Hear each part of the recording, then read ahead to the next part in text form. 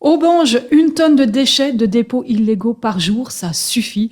La commune passe à la vitesse supérieure et veut retrouver les auteurs des incivilités par la fouille des sacs et par un dispositif de caméras renforcées. Du personnel supplémentaire va analyser les vidéos. Vivian Deveau, vous êtes l'échevin de l'environnement, la gestion des déchets, un problème qui empire? Oui, c'est un très gros problème. Il faut que ça cesse parce que ça donne une très mauvaise image de notre commune.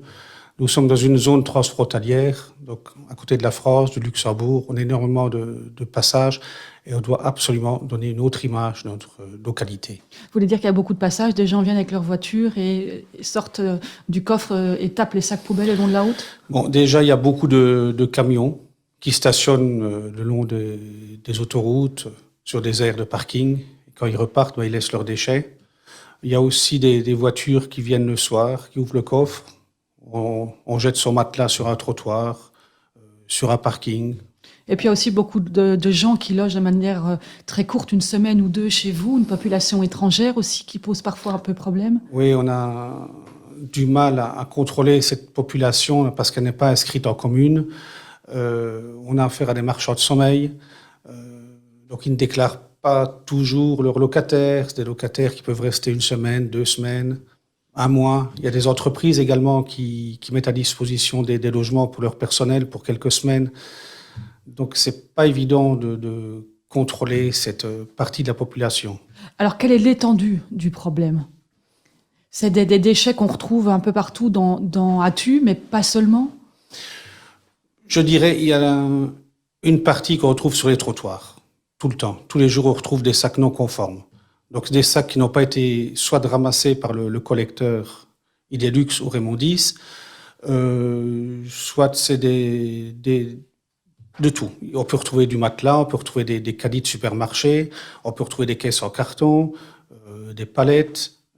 Donc il y a vraiment de tout. Donc en fait, les gens aussi, une partie de la population, un peu ciblée sur le bas d'Attu, comme on dit, n'utilise pas de sac officiel. Et donc ça veut dire que Idelux, ils passent à côté, les camions chargés de faire la collecte, et ne les ramassent pas. Voilà, exactement. Et donc ça reste là. Et vous, comment ça se passe? Alors tous les jours, vous avez des camions qui passent? Nous, en tant que commune, on a obligation de salubrité et d'hygiène publique. Donc, on ne peut pas se permettre de laisser des déchets qui traînent sur les trottoirs ou des parkings. Donc, nos services communaux les ramassent tous les jours. Et donc, ils ramassent ça tous les jours avec un coût. Ça représente un énorme coût pour la commune, ça. Un énorme coût, parce qu'il faut bien se dire qu'on fouille tous les sacs systématiquement. Donc, vous avez un camion qui passe dans toutes les rues. Il y a un chauffeur. Il y a l'agent constatateur, on fouille chaque sac, donc on le charge dans le camion. Quand le camion est complet, on le ramène au service travaux, on le vide dans un conteneur. Quand ce conteneur est plein, il faut l'envoyer au centre d'enfouissement d'Idelux à Bellaneuve. Donc là, on nous refacture 144 € la tonne de traitement de ces matières qu'on apporte. Donc à ça, il faut ajouter les taxes kilométriques, il faut ajouter le carburant.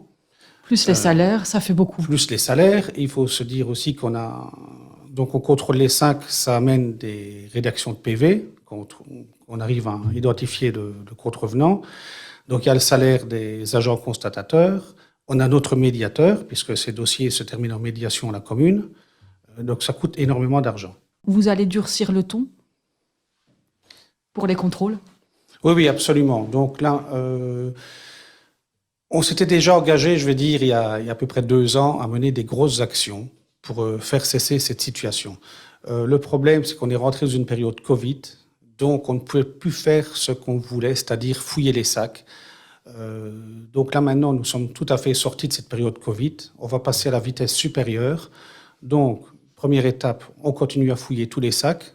Deuxième étape, on va engager prochainement, dans quelques semaines, un nouvel agent constatateur.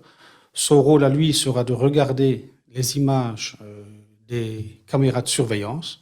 Et des nouvelles, parce que vous allez en rajouter. Et des nouvelles, donc on en a déjà tout un dispositif qui existe.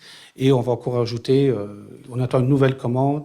Ce qui passera à une 40aine de caméras en tout pour décortiquer et analyser toutes les images, les visages et les plaques des voitures. Voilà, absolument.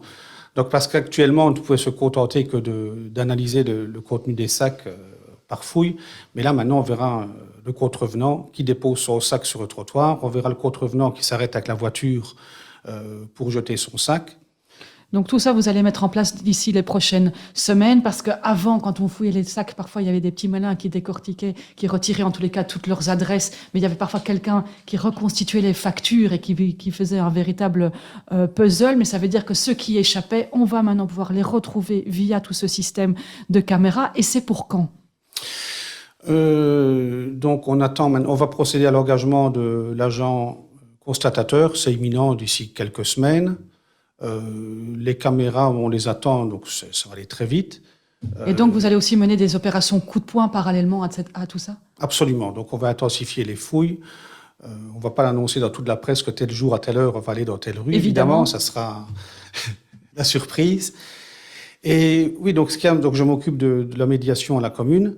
Le problème, c'est que si je suis certain que c'est ce contrevenant-là qui a déposé 5 sacs devant son immeuble, malheureusement, on trouve son adresse dans un sac, je ne peux pas lui imputer les autres sacs. Il va dire non, on n'est pas la preuve que c'est moi.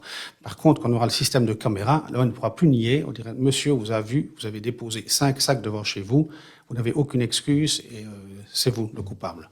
Et donc, ça veut dire aussi que parallèlement à ça, vous pensez qu'avec la rénovation urbaine et aussi l'investissement que vous allez faire à la gare qui était abandonnée, avec cela, ça incitera les citoyens à prendre davantage soin de la commune? On a beaucoup d'immeubles vétustes qui sont loués par des marchands de sommeil à une population qu'on ne contrôle pas très bien. Donc on espère qu'avec la toute grosse opération de rénovation urbaine de Hatu, on va retrouver un autre type de logement, que ça va faire fuir ces marchands de sommeil. On va redonner on aura un nouveau quartier autour de la gare. On espère qu'il va amener des commerces. Et que ce sera enfin une spirale positive pour enrayer cette problématique des dépôts illégaux. Un grand merci, Vivian Deveau, d'être venu dans notre studio. Je vous remercie.